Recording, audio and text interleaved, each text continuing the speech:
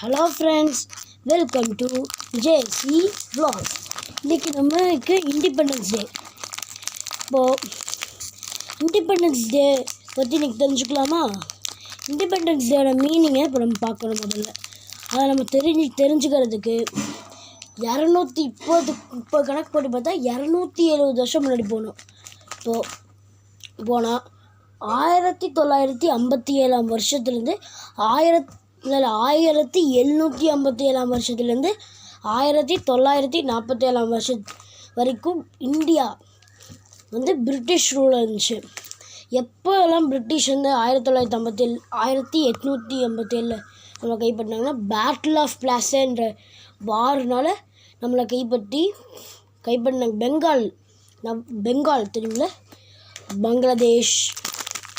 Bangladesh, west Bengal கூட north eastern states, அந்த empire பேர் நவாப் ஆஃப் பெங்கால். அதை கேப்சர் பண்ணாங்க.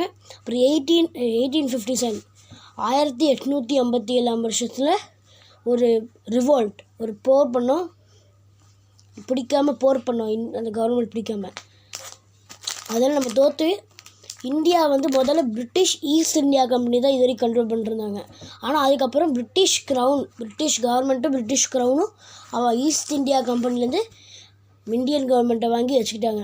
இப்போ அவங்க கையில் கண்ட்ரோல் பண்ணிருக்கு. பிரிட்டிஷ் கவர்மெண்ட்லேயும் பிரிட்டிஷ் கவர்மெண்ட்கிட்டையும் இப்போ இருக்குது. இப்போ இந்த வருஷம் 1757 1947 வரைக்கும் நம்ம லாஸ் பண்ணது ஃப்ரீடம் மட்டும் இல்லை, இன்னும் நிறையாவே லாஸ் பண்ணியிருக்கோம். நம்ம எக்கனாமிக்ஸ், நம்மளோட பொருளாதாரமாக ட்ரெயின் கரைஞ்சிருச்சு. பொருளாதாரமே வேர்ல்ட்லேயே இந்தியாவோட ஷேர் ஆஃப் ஜிடிபி 23% இருந்துச்சு. இண்டிபெண்டன்ஸ்க்கு அப்புறம் 4% மாறிடுச்சு. இப்போ நம்ம பஞ்சம் பார்த்துருப்போம், பங்காள பஞ்சம் என்னென்னா 1943 நடந்தது. பிரிட்டிஷ் சோல்ஜர்ஸ்க்கு மட்டும் அந்த பஞ்சத்தில் கொஞ்சம்தான் சாப்பாடு எல்லாமே உயிர் வாழ்றதுக்குலாம் இருந்துச்சு. அதையே பிரிட்டிஷ் சோல்ஜர்ஸ் கொடுத்துட்டாங்க. பிரிட்டிஷ் ஆர்மி கொடுத்து மக்கள் இப்போ தவிச்சிட்டு இருந்தது தான்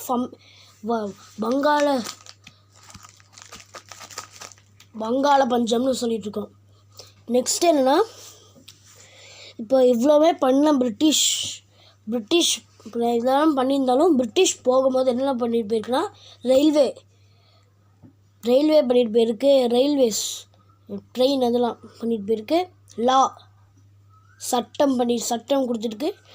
இங்கிலீஷ் எஜுகேஷன், ஆங்கில படிப்பு. அப்புறம் இன்னும் மற்ற tools and weapons we are using them to fight. அப்போ நம்ம போரில் என்ன பண்ணியிருக்கோன்னா, 1885 இந்தியன் நேஷ்னல் காங்கிரஸ் ஒரு மூவ்மெண்ட் பண்ணாங்க. அதே வருஷத்தில் தான் ஐஎன்சி, இந்தியன் நேஷ்னல் காங்கிரஸ் உருவாக்கப்பட்டது.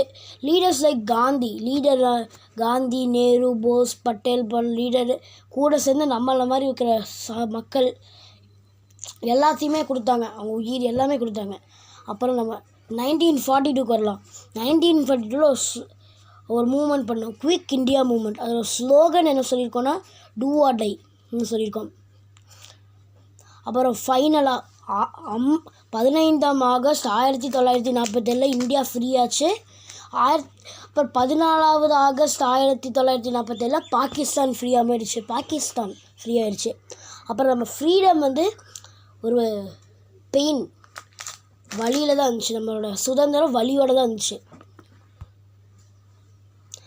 ஏன்னா இப்போ எப்படி ஏன் சொல்கிறேன்னா, இப்போ இண்டிபெண்டன்ஸ் வாங்குறதுக்கு ஒரு 2 மாதம் 1.5 மாதம் முன்னாடி, அதாவது 3 ஜூன் 1947 வருஷத்தில் தான் பிரிட்டிஷ் கவர்மெண்ட் என்ன முடிவு பண்ணியிருக்காங்கன்னா, இந்தியா டிவைட் ஆகணும்ன்ட்டு. ஒரு பிரிட்டிஷ் லாயர் சைரல் ராட்க்ளிஃப்னு ஒருத்தர்கிட்ட இந்தியாவோட வரைபடத்தை கொடுத்து அது 2 டிவைட் பண்ண சொல்லியிருக்காங்க. 34 நாள் கொடுத்து. ஆனால் அவர் இந்தியாவுக்கு பார்த்தது கூட இல்லை. அப்புறம் அந்த லைன் ராட்க்ளிஃப் லைன்னு பேர் வச்சாங்க. அது இண்டிபெண்டன்ஸ் கழிச்சு 2 நாள் கழிச்சு தான் அனௌன்ஸ் பண்ணியிருக்கு. இந்தியாவுக்கு 2 நாள், பாகிஸ்தானுக்கு 3 நாள் கழிச்சு. அப்போ இந்த ரிசல்ட் ஒரு பெரிய கலவரத்தை உண்டாக்கிடுச்சு. 15 மில்லியன் பீப்புள் இந்தியாவில் இருந்தாங்க. அவங்களோட வீட்டை போக வேண்டியதாச்சு. 1-2 மில்லியன் மக்கள் அவங்களோட உயிரை விட்டாங்க. அப்புறம் நம்ம குடும்பங்கள் ஸ்ப்ளிட் ஆயிடுச்சு. வில்லேஜ் வந்து ஹாஃபாக கட் ஆகிடுச்சு. பிரிஞ்சிருச்சு வில்லேஜஸ்ஸு. பஞ்சாப் பெங்கால் டிவைட் ஆகிடுச்சு. சில ஹிஸ்டரியன்ஸ் இந்த பார்ட்டிஷன் என்ன சொல்கிறாங்கன்னா இம்ப்ராப்பர் பார்ட்டிஷன். ஏன்னு சொல்கிறாங்கன்னா ஃப்ரீடம் கிடச்சும் ஒரு ஹரியிலே பீப்புள் பற்றி நினைக்காம பார்ட்டிஷன் பண்ணிட்டாங்க, கண்டுக்காமல் பண்ணிட்டாங்க. இப்போ நம்ம இந்நாளுக்கு ப்ரெசண்ட்டுக்கு வந்தால் நம்ம ட்ரை கலர் இந்தியான்னு ட்ரை கலர் ஃப்ளாக்லாம் ஹோஸ்ட் பண்ணுறோம். அப்புறம் இந்த 2 திங்ஸை நம்ம செலிப்ரேட் பண்ணுறோம். Victory of 200 years of struggle. அப்புறம் the reminder that freedom is not free. 200 வருஷம் ஸ்ட்ரகிள், 200 வருஷத்து சோகத்திலே இருந்து 200 வருஷம் ஸ்ட்ரகிள் இருந்து நம்ம ஜெயிச்சு வர்றது தான். அப்புறம் இன்னொன்று என்ன ஞாபகப்படுத்துதுன்னா ஃப்ரீடம் வந்து ஃப்ரீ கிடையாதுன்னு ஞாபகப்படுத்துது. அப்புறம் இப்போ நம்ம 80th year as an independent nation. இப்போ நம்ம enter as 80th year as independent nation. நம்ம என்ன ப்ராமிஸ் பண்ணோம்னா யூனிட்டியாக இருக்கணும். அதாவது நம்ம ஒற்றுமையை பாதுகாக்கணும். அந்த பார்ட்டிஷன் பிரேக் பண்ண நினச்சதை இப்போ ஃப்ரீடம் ஃபைட்டர்ஸ் நம்ம நினச்சது ஸ்ட்ராங்காக இருக்கணும், ஒன்றிணைஞ்சிருக்கணும். அப்புறம் செல்ஃப் ரிலையன்ட்னா நம்ம இருக்கோன்று மற்றவங்களே நம்பி இருக்காமல் நம்ம நம்பி இருக்கிறது செல்ஃப் ரிலையன்ட். அப்படி இருக்கணும். நம்ம ஃப்ரீடம் ஃபைட்டர்ஸ் நினச்சது மாதிரி இந்தியாவை நம்ம பில்ட் பண்ணணும். ஓகேவா கைஸ்? இதோட நம்ம முடிச்சுக்கலாம் வீடியோவை. திரும்ப உங்களுக்கு சொல்கிறேன், ஹாப்பி இண்டிபெண்டன்ஸ் டே. நாளை எல்லோரும் மறக்காமல் இருங்க. உங்களுக்கு இந்த வீடியோ பிடிச்சிருந்தா லைக் பண்ணுங்கள், ஷேர் பண்ணுங்கள், சப்ஸ்கிரைப் பண்ணுங்கள். கீழே இருக்க பெல் ஐக்கனை கிளிக் பண்ணி ஆள் கொடுத்து வச்சுக்கோங்க. கமெண்ட்டில் ஜெய் ஹிந்துன்னு கமெண்ட் பண்ணுங்கள். தேங்க்ஸ் ஃபார் வாட்சிங். பாய்.